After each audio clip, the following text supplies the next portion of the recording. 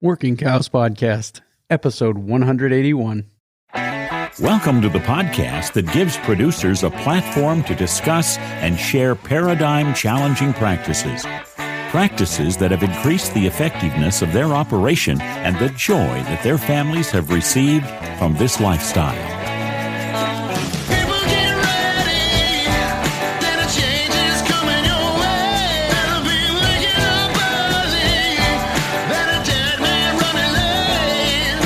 Howdy, everybody. This is Clay Conry, host of the Working Cows Podcast, here with another episode for you. Really excited today to be joined by Aaron Berger. Aaron, of course, is the host of the BeefWatch Podcast and also a Nebraska extension educator in Southwest Nebraska. Always a good time to talk to Aaron, but before we get there, I do want to remind you again of the great resource coming online back for a third season.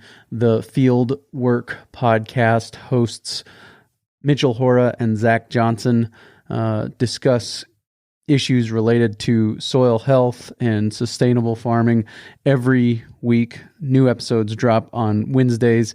They're focusing on Washington County, Iowa this season, where Mitchell farms and lives. So make sure you head over to fieldworktalk.org to find new episodes every week of the Fieldwork Podcast. Now we are going to go ahead and talk with Aaron Berger about winter feeding strategies.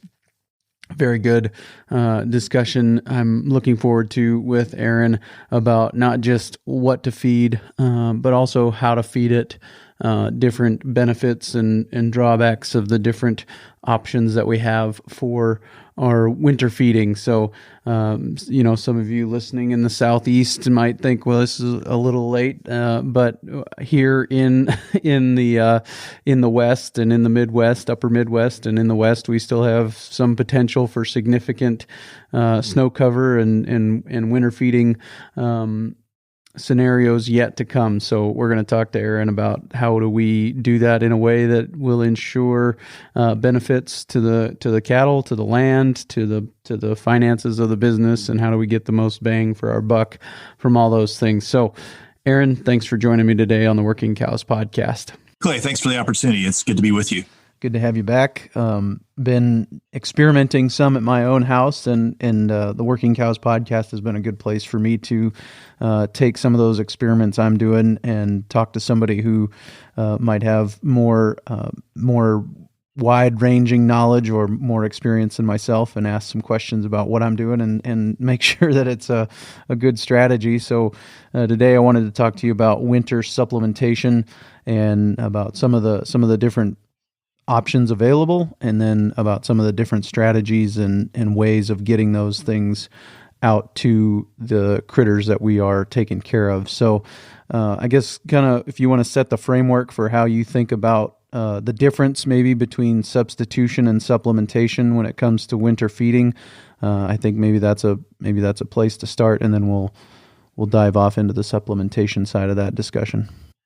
Yeah, Clay, I think you hit upon, in my mind, what really is a foundational question is, are we providing supplementation or are we substituting? And I don't know who coined that phrase originally. I think Dave Pratt and Ranching for Profit School maybe be where I first heard that. I know Dallas has used that quite a bit when I've visited with him. And I think it's a good thing to challenge ourselves with as we think about what we're doing in terms of delivering feed to a cow or to some growing cattle. Are we providing a supplementation or are we substituting? And that does, I think, impact how we think about our approach. And so I'm going to first talk a little about, from my perspective, supplementation. And, I know your listeners are all over the United States and probably all over the world, so this may not have application where you're at. But as we think about supplementation, we're thinking about ruminants, and we're thinking about, what can we do to best position them or leverage them to utilize the forage they have available to them. Frequently grazed forage is going to be our most inexpensive feed source. That's not always the case, but I would say probably greater than 95% of the time, that's the scenario. As we think about low quality forage for the cattle anyway, we need somewhere around 7 to 8% of their diet from a crude protein standpoint to be adequate to meet their rumen environment to be able to digest low quality forage. So what I'm saying by that is if you've got a forage resource that's less than 7 to 8% crude protein, basically the environment in the rumen, those microbes don't have adequate nitrogen to do their job effectively. So by supplementing a little bit of protein that's available to those rumen bugs, they are able to do their job effectively, and they actually can eat more than of that low quality forage. So, that's kind of the foundational one as we think about supplementation, is meeting the protein requirements of that ruminant animal so that they can effectively utilize low quality forage. What are we trying to accomplish? Or I guess how do we go about making sure, what are some of the best strategies in your mind that we can use to make sure that our supplementation isn't having to cross the line into substitution? Yeah, that's a great question, Clay. So I think for me, as we think about supplementation, and I'm going to kind of back up here a little bit, I think you need to really think through the class of cattle that you're dealing with. What's your stage of production? What's the body condition scores? We're thinking about cattle of those cattle, where you're at in your production cycle. All those things in my mind play into this question of supplementation. So, for example, as we record this, we're sitting here mid-February. We've had record cold. There's a lot of the area that are under snow. If your cattle physically just can't even get to the feed available, then supplementation really no longer is a question. It's we got to deliver what these cattle need to just meet their basic requirements. And to be quite frank, right now, for many producers, they can't feed their cattle enough to meet their energy and protein requirements, because kind of a rule of thumb is for a cow in good shape, when the temperature is below 20 degrees Fahrenheit, she's starting to use quite a bit of her energy needs just to keep herself warm. Well, when you've got 20 below type scenarios, that cow's having to probably use body condition fat to just meet her energy requirements. So what I'm saying in that is there's at times where you just got to think about how do we best meet the need of the cow and what's going on there. As we think about big term strategy, then I think it's things like thinking about your production system, thinking about when you calve, thinking about the class of cattle you have, as I said earlier. So, if I'm a May, June calving system, what I think about in terms of supplementation through the winter may look very different than if I'm calving, say, the 1st of March. And also along with that is what's the milk production level on your cattle, things like that. So I guess what I mean by that is if I'm going into this, right now we're talking about late February, and I've got a March calving cow. She's last trimester. Her nutrient requirements are really ramping up. We've just given her some additional challenge with the weather she's dealing with. And so then I need to be thinking about, what's that cow's nutrient needs. And at that point, available range may not meet that, even with quite a bit of supplementation. So then we move to going beyond just meeting her protein requirements to complement native range to we're also seeing what's the additional energy she needs to even be able to meet her requirements. If I've got a May, June calving cow and she's in good shape, she might slip a little condition here in this cold weather, but still providing her a little bit of protein supplement right now to complement low quality forage, assuming she can get to it and it's not, iced over. That's a more feasible strategy. So, the other thing I think we got to think through as we think about supplementation versus substitution is, if we're thinking about growing cattle, the quality, the protein and energy available. So on growing cattle in particular and replacement heifers, even 2-year-olds, things like rumen degradable protein and rumen undegradable protein start to become important. And rumen degradable protein is really protein that's broken down in the rumen, primarily a nitrogen source for the microbes. Rumen undegradable protein is protein that doesn't get broken down in the rumen and is then digested in the small intestine. And for growing cattle, replacement heifers, 2-year-olds, 3-year-olds, cattle that are still growing quite a bit, we want to think about making sure where possible we're meeting that protein requirement also. And that gets to be a little more in-depth. And for your listeners, if they have questions about that, they sure can give me a call. But quite a bit of research out of the University of Nebraska and other places that on growing cattle, meeting that rumen undegradable protein need or meeting their metabolizable protein need really can be important to optimizing performance. Are there any resources? I mean, obviously the BeefWatch podcast and other resources are out there, but like for example, I remember a portion of Jim Garish's book "Kick the Hay Habit" that has a pretty lengthy discussion about nutrient requirements and those things like TDN and as it relates to the amount of, or how cold it is, for every degree below this certain temperature, they need this much more percent of these kind of nutrients delivered to them. So are there any other resources that come to your mind in those regards? So the beef.unl.edu website, we have a lot of resources there on the conversation we're having today, looking at protein requirements, looking at level of supplementation, NEB guides there. We have the feed cost calculator, which is an Excel-based spreadsheet tool, which I really use quite a bit with producers as we're evaluating, thinking about looking at different feed resources, different sources of protein and energy both. And the thing I like about that is that it gives you the opportunity to really look at all the costs to get that protein or energy supplement into the cow or into the calf, whichever we're feeding. So it includes cost of delivery, includes cost of storage, includes waste loss. So we're really getting to a cost per unit of energy or cost per unit of protein consumed by the animal. And to me, that's really the bottom line that we want to get to as we think about, what are our best options in terms of trying to meet an animal's requirements.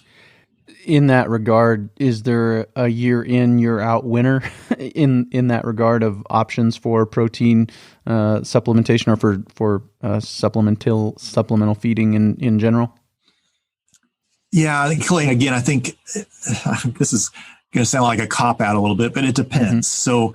So, I think depending on where you're at in the country, depending on your production system, depending on the cattle you have, what you're wanting to accomplish, these things all really vary in terms of thinking about your system. So for some folks, honestly, one of the best available sources of protein for them is alfalfa hay. Alfalfa hay is a readily available resource across much of the United States. It's a nice feed I really like in terms of feeding on as a supplement. Work with some producers who supplement alfalfa hay a couple times a week. They buy high quality alfalfa hay, so it's both high in protein and high in energy, and it works well for them. For others, they are more an extensive range type scenario, and they'd rather deliver a cube if that fits them. And then there's some folks that like something like a pressed block where they can use that scattered out maybe to places in the pasture where cattle don't frequently go and graze, use it as an attractant, or sometimes even a lick tub can be applied. The thing you have to think about whenever you're thinking about utilizing a protein supplement is usually the cost of convenience goes up for the easier it is to deliver the product. So what I mean by that is, and this is not a criticism, but if we're talking about a pressed block or we're talking about a lick tub, when you look at those on a cost per unit of protein, they're going to be more expensive on a cost per unit of protein usually than something like alfalfa hay would be. But they're also very convenient. And for some people, again, they provide some benefit like attracting cattle to different parts of the pasture, allowing them to utilize range resources more effectively. You got to take all those things into account. So, I think one thing I would just be careful about is thinking about not only the protein source, make sure you understand the source of protein you have. So some supplements include some non-protein nitrogen in the urea or biuret.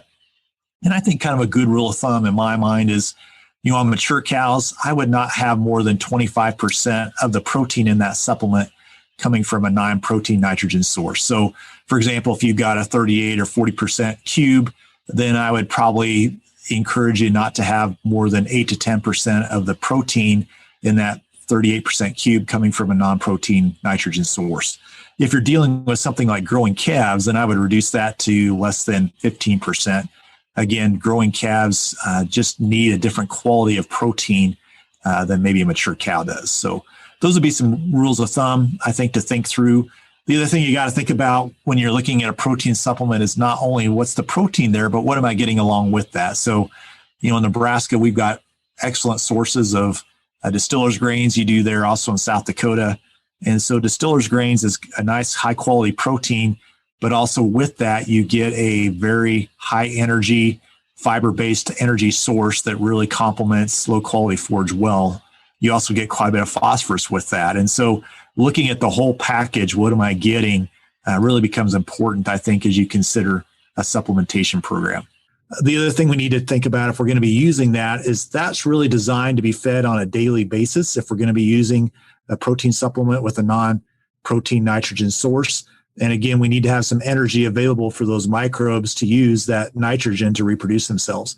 If we're going to be moving to a scenario on mature cows where we're going to be feeding maybe every other day, some research out of Kansas would say, if you could go every other day with a non-protein nitrogen source, but have it be no more than 15% of the crude protein in that cube. So, there, if we're thinking about a 30% cube, we'd say that no more than 4 to 5% of the total crude protein should come from a non-protein nitrogen source. So just want to be clear on that. If you're using urea in a cube, don't go to really very infrequent feedings, maybe twice a week or, every 4 or 5 days.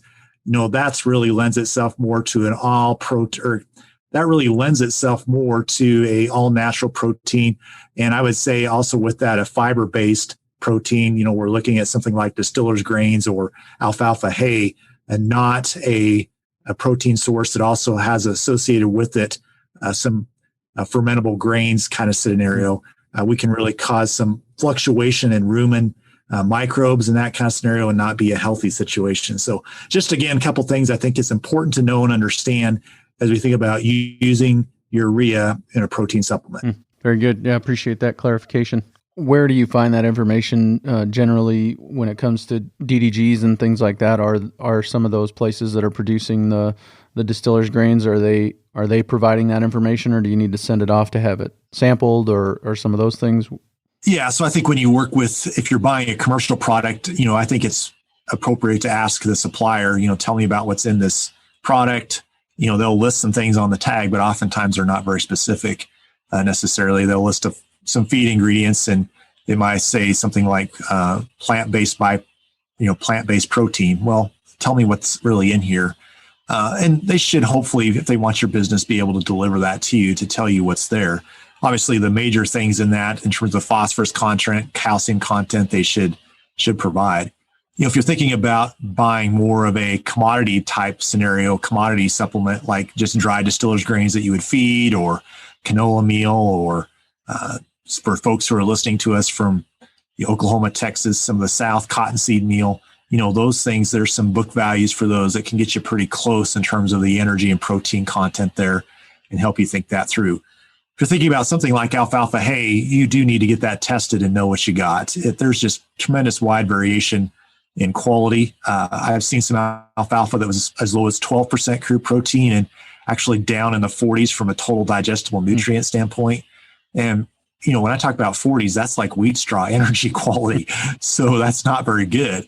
But then I've also seen some alfalfa that's in the low 20s in terms of crude protein and, mid 60s from a total digestible nutrient standpoint. So when you look at the difference there, that alfalfa hay that was low 20s had almost twice the crude protein and, 50% more energy. And that's a huge difference. And that really does impact what you get in terms of your end value when you deliver something like that. Yeah, for sure. And so if we're going to start talking about kind of the strategy for delivery, how do you think about the strategy of actually delivering those different things? How do you think about what the cow needs when she needs it? Do we get them on a protein and feed them, regularly, or do we only feed it when the temperature drops to a certain place? Does that mess with the rumen? Some of those things. So again, I think you want to think through, again, your production system and what, where you're at. So I think if I've determined that my cattle in a place based on their production needs, that they do need some protein supplementation to complement some low quality forage, then I also think you need to think about what's my supplement that I'm using. And what I mean by that is there's some protein supplements out there like wheat mids that can be used as a protein supplement, but they also have some fairly available starch to them, which means I don't probably want to feed more than about 2 or 3 pounds of that per head per day. or I start to change the rumen environment. If there's much starch present, I start to change or shift the rumen bugs. And actually, this is a little counterintuitive, but some research out of Nebraska, let's say you fed cows on range 5 pounds of whole corn a day. When they did that, cows lost weight.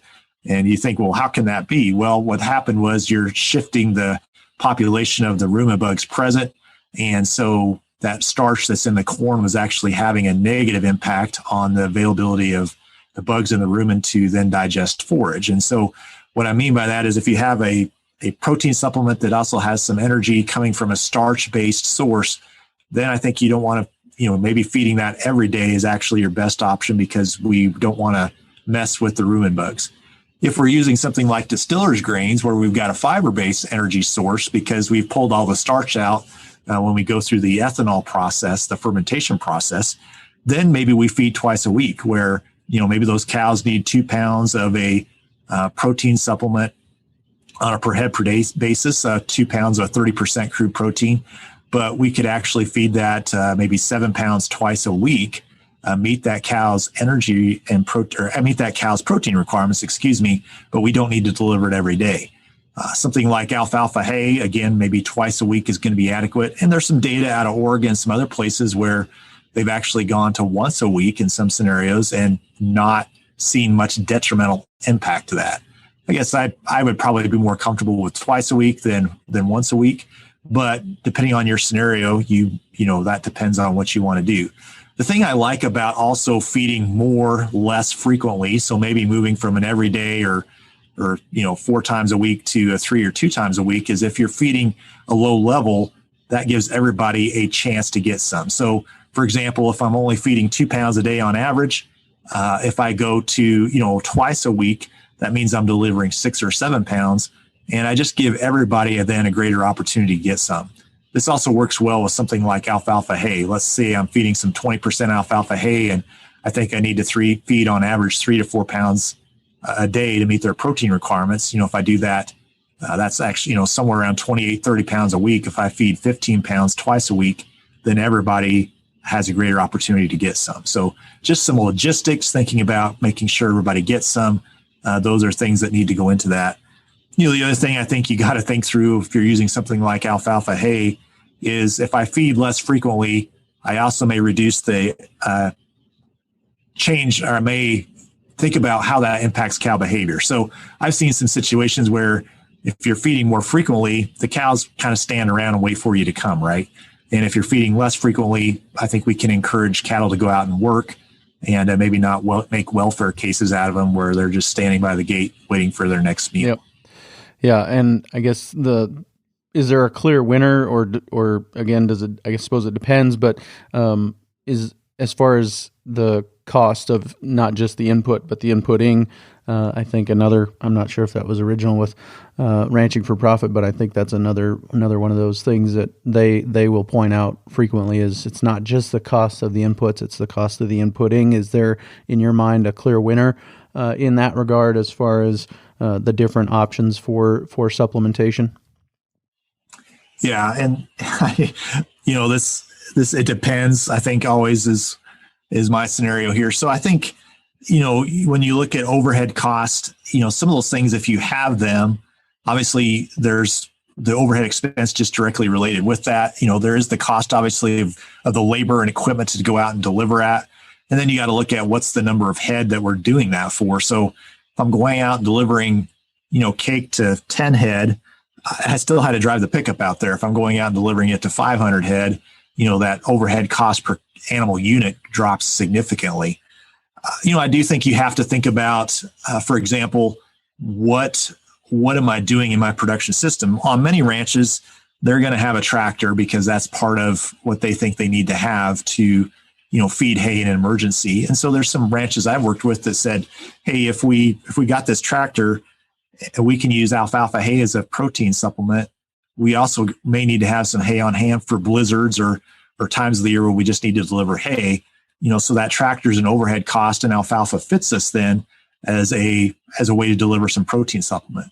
For some other folks that are on more extensive range scenarios and driving, going long distances, that caker or some way to deliver a protein supplement better fits them. So again, looking at your scenario, again, there's some ranches that use pressed blocks because, again, it provides them some opportunity to scatter those blocks maybe once a week or once every 2 weeks, and their overhead cost to deliver that and, utilize feed resources more effectively fits them.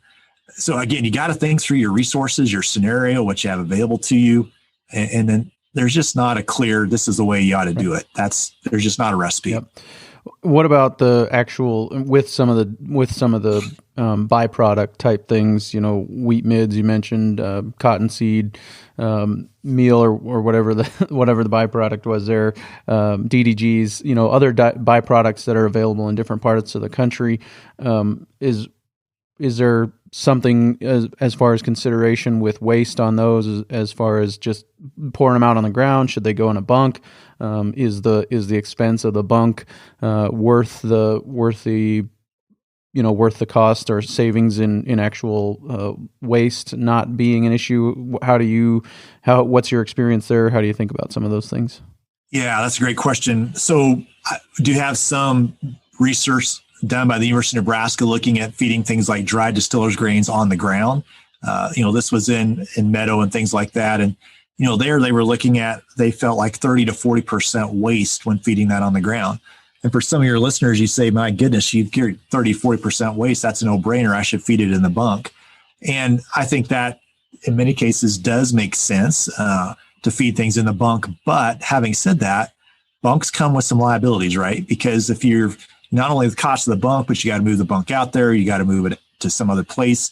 If you've got a trap or a dry lot where the cattle are coming in and you're feeding them in the bunk there, that area is already beat out. But if you're on pasture, if you feed whatever you feed in a bunk, if you do that for very long, you're going to beat out a portion of that pasture that has a detrimental impact on the range and offers the opportunity for weeds to come in. So you got to think about that too.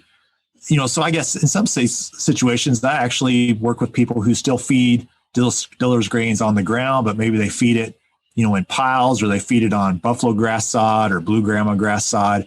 Is there still some waste there? Yes, it is. But when they look at the challenge of utilizing a bunk, being able to move cattle to different locations in the pasture at the time of feeding, they're still willing to accept that waste loss. So I think you have to think through, again, the whole system. What's the give and take of different scenarios as you think about some of these different commodities that you can use and, how it best fits for you. Yeah. And I don't know what it is about yearlings that they just seem to try to find a new dumb way to die every day. But, we've had yearlings get upside down in a bunk, and it doesn't take a dead yearling in a bunk very long or, very many of those to pay for that 30 to 40% waste of dumping it out on the ground. So those are other considerations too. Yeah, that's right. And again, I think if you're thinking about also headwise, if you've got 1,500 yearlings and you're thinking about the amount of bunk space, and you're thinking about your labor and overhead, that impacts that too. And so, another thing you got to realize is from a labor standpoint, some ranches I work with just say, hey, we're going to go with a cube because it's simple and anybody can rent a cake truck. If we fill the cake truck and we tell them go feed this amount to this group, we don't have to worry about some of the other logistics. So, those are things you got to think through as well. Yeah, absolutely. Are there any other big picture things that should be brought to this conversation, things that maybe we've overlooked or pieces of this conversation that you think are beneficial to be brought up in this scenario?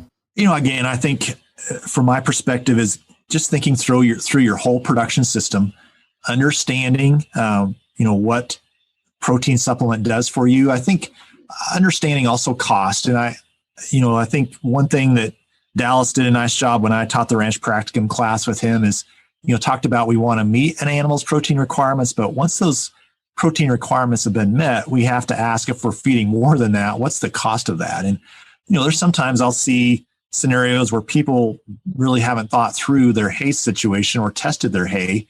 And, they're feeding hay and they're also got a lick tub out. In some cases, we're more than meeting their protein requirements. And so that lick tub was a pretty expensive thing to have out there. And so I just understand where you're at. If you don't understand your cattle nutrition, there's a lot of good resources out there, extension resources, people who have expertise who would be very willing to visit with you and talk about your scenarios, talk through those things. And I think also just be careful about getting locked into, well, we've always done this, so this is what we should do.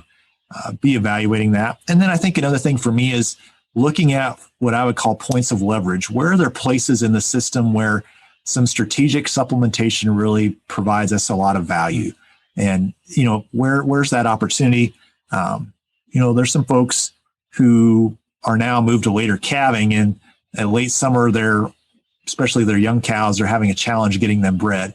And so there may be some times where some strategic supplementation, even late summer, early fall, when cows are being bred, can be a pretty good bang for your buck in terms of improving pregnancy rates. Again, you got to be careful here, right? Because we're wanting to find those cattle that best fit our resources and environment, but we also have to realize economically we can't afford 30-40% open cows. And so you got to think that through. But looking at some strategic places where a little bit of supplementation may have some real value, I think is a critical piece of thinking about your system. Yeah. You mentioned earlier something that kind of was a check to me, a little bit of a concern to me. How do we make sure that we're not switching that rumen environment over so that, we're not feeding too much starch or whatever the issue is there? What are some of the things that we need to keep in mind when we're thinking about that? What are some of the maybe thresholds that would put us over into that different microbe community? And where do we go for resources, and who do we talk to about those kinds of things? Yeah, that's a great question, Clay. So I think as you think about this supplementation versus substitution situation, I would like to see probably not more than 5% of an animal's diet be from a starch-based energy source if they're out on low-quality forage. So, really that means less than 2 pounds of something like whole corn or barley or something like that on a per head per day basis. You start to get over that, and then you're starting to have a negative impact on fiber digestion. That having been said, for some of your listeners, there's times when corn may be their most inexpensive energy source. It's not right now, or in most cases, it's not right now, and sometimes in the past it has been. So then actually going to a diet where you're limit feeding corn and providing some, hay could be the most economical. If you're going to commit to that, that needs to be kind of a, not a couple week strategy. This is, something we're going to do for 60 to 80 days kind of situation, because we're going to need to switch that animal over.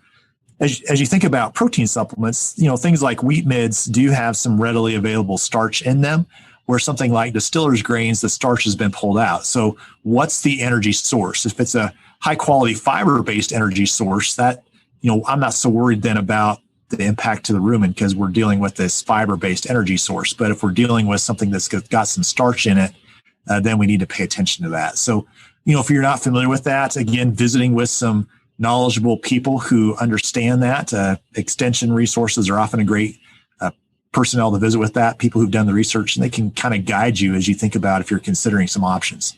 I think another thing to think about is somebody pointed out to me in a conversation after church the other day that the oftentimes or they're getting better at making a lot of these byproducts, or a lot of the products. They're getting better at making the products, and so the byproducts are not as good as they once were. So, for example, he said back when we first started getting DDGs, there was a lot more fat in them than there is now, and so they were actually a better source back then. And so you just got to keep in mind, when you're paying for a DDG for whatever you're paying per ton, maybe it's not as good as it once was. And so I think that sometimes, back to that, we've always done it this way thing. There's probably a good case to be made for a yearly, or at least yearly reevaluation of our supplementation strategy, and looking at this year, given commodity prices, given all these different things that are going to come into play, what are the best options around us? Yeah, I think that's for sure. And, we've seen some really wild swings in commodities in the last 8 months. There's some times this summer you can get dried distiller's grains bought and delivered in Nebraska, South Dakota for, $130, $140 a ton. I was visiting with some clients I work with, and they're looking at $270, $280 for the same thing today.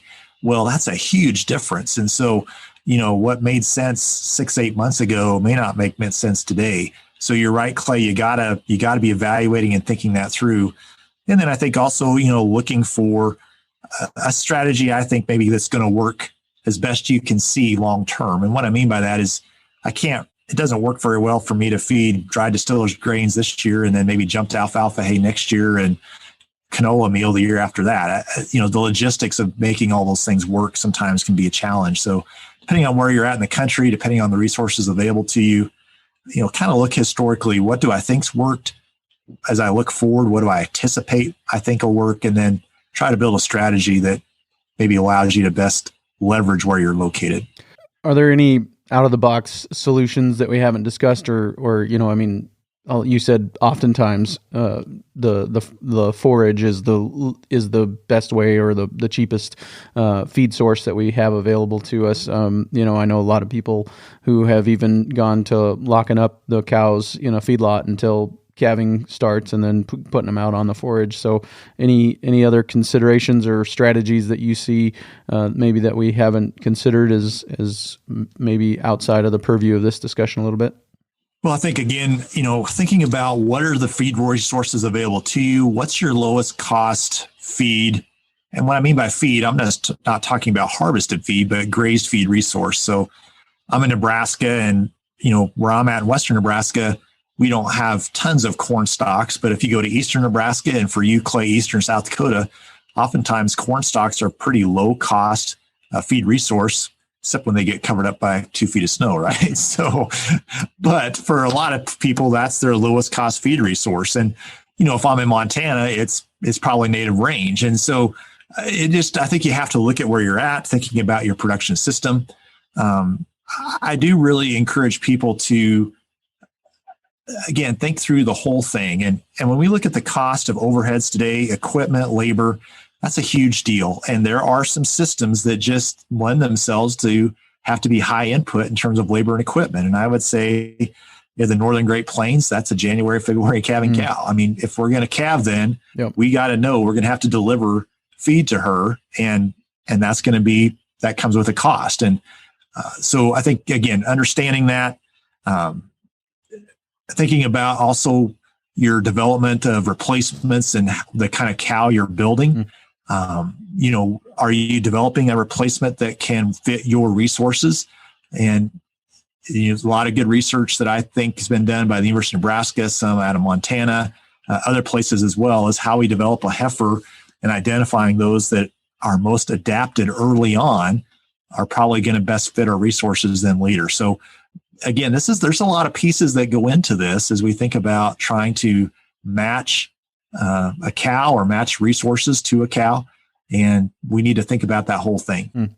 Very good. I appreciate the systems thinking approach there.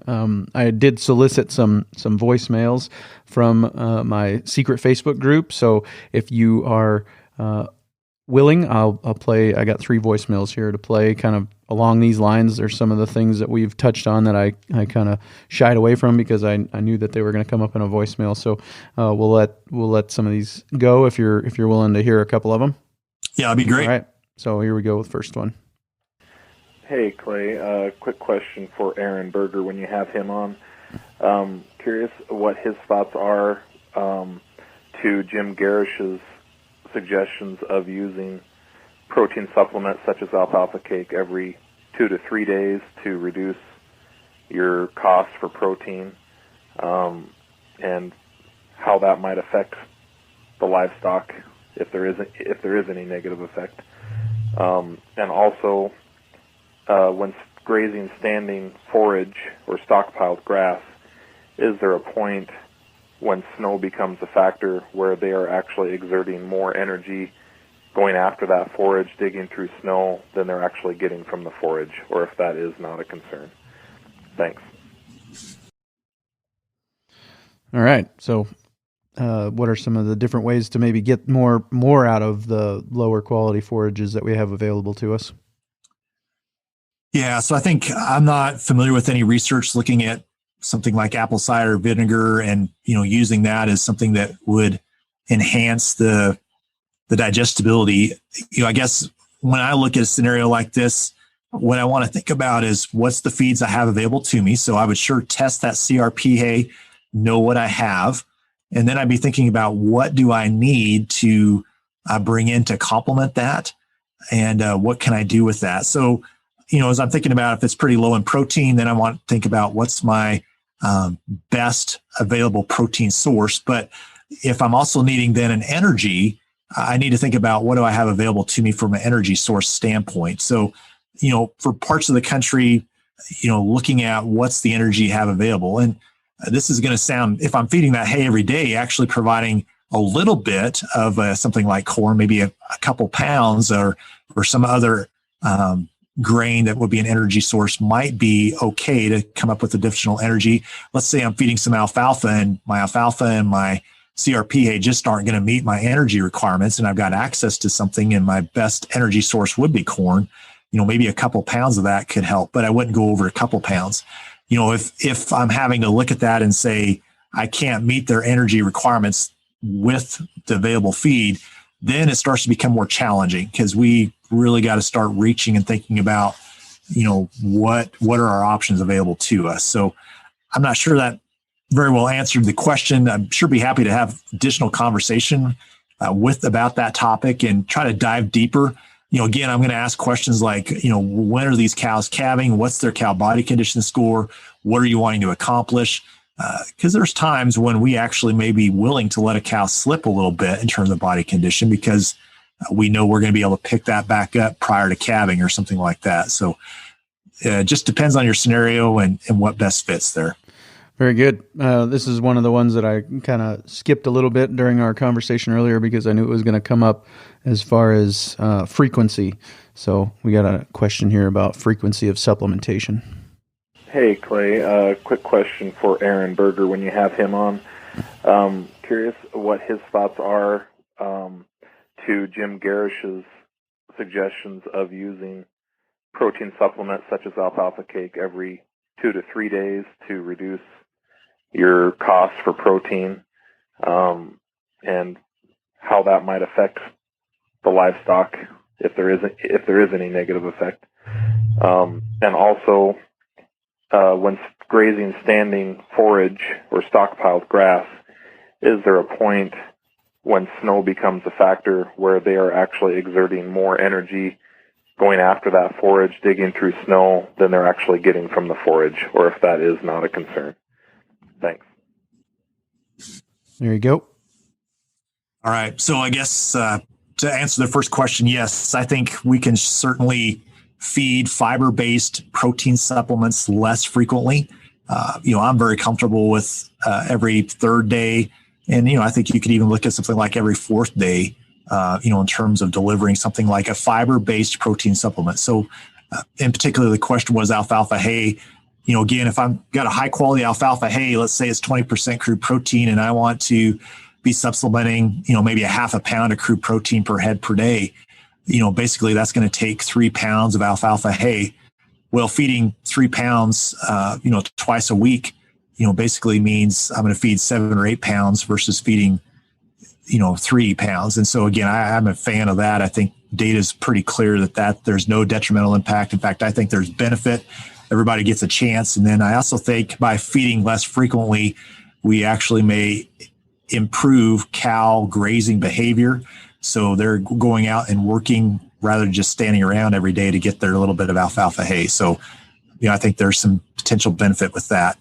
The question around where's that point where we are asking cows to go graze and we've reached a place where, we're just not, they're exerting more energy to go graze than they're actually getting benefit from the grazing.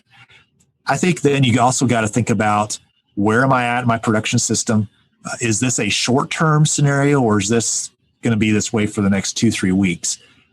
If I'm got a short-term scenario, I may be willing to let those cows just continue to work, knowing I'm going to use some body condition for a couple of weeks. But based on where I'm at in the country, I know this scenario is short-term. For listeners who may be, north of us, where this is going to be an extended period, or they get snowed up and we're looking at months before we know we're going to get through this, or scenario where it's iced. Maybe we get a warm up and those cows, you go out and you see they got bloody noses, and clearly this is not working. That's where you got to look at animal behavior and be watching cow body condition and say, hey, we're at a place where we got to do something different. So, our friends to the north, Canada, there's a lot of good data up there looking at different grazing strategies, whether that's windrow grazing or grazing standing corn, or, there's just a lot of good data. And so I encourage people to look at some of that and some of the strategies utilized there. There's different options available to folks to consider and utilize. Yeah, some of those research organizations in Canada, are they some of the ones that would have the best actual data and studies on that stuff? Yeah, and they also have some producer tool, or I should say producer experiences. And, if you look at I think it's the Western Beef Development Center, been a lot of good data come out of there for some of these kind of situations where you're looking at scenarios where maybe you have extended periods of deep snow. And does that answer change at all if it's cake instead of hay, as far as, a cube or kind of an alfalfa cube? Does that change your opinion as far as the length of time between supplementations? So again, I think that gets back to what's the energy source in that cube. So if it's a fiber-based energy source, like if it's a distiller's-based cube, and let's say I'm wanting to supplement, 2 pounds on average per head per day, that's basically 14, 15 pounds a week. I'm pretty comfortable feeding every, second, every other day or every third day, where, we're looking at delivering, 5, 6 pounds if we delivered every third day to meet that cow's needs. I'm very comfortable with that on a fiber-based energy source. I would be a little more cautious if I'm using something like a wheat big cube where there's some starch present there. That to me is a different scenario. We start to yo-yo that cow in terms of what's happening in terms of rumen digestion and what the bugs are needing to do. And that's where I would probably shy away from that. Sounds good. We got one more voicemail here, and we're talking frequency, or how much can you do at one time? More to the point of this question. So. Yeah, this is Luke Perman calling, and I was wondering how much alfalfa can you supplement to a cow at one time without running into different problems such as bloat? Thanks.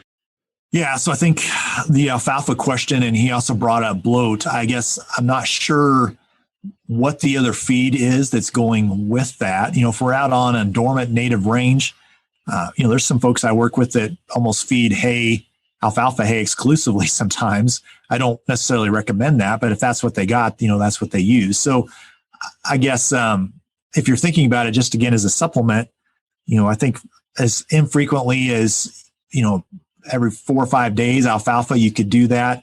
Again, the quality of the alfalfa there, if you've got some cattle that are more prone to bloat, I guess I'm not sure what might be going on there, but I'm very comfortable feeding alfalfa hay as a protein supplement every third or fourth day. That's, I think, very reasonable amount. Maybe less frequently than that, you start to get where you start to have the ruminants have the ability to recycle nitrogen, and we get out past 4 or 5 days, then I think some of that nitrogen recycling starts to become less effective. I'm still very comfortable with that in that, 3 to 5 day window, I guess. Sure. Very good. I guess one last thing that came to my mind is another part of a different conversation. We've been in a cold snap here, as you said.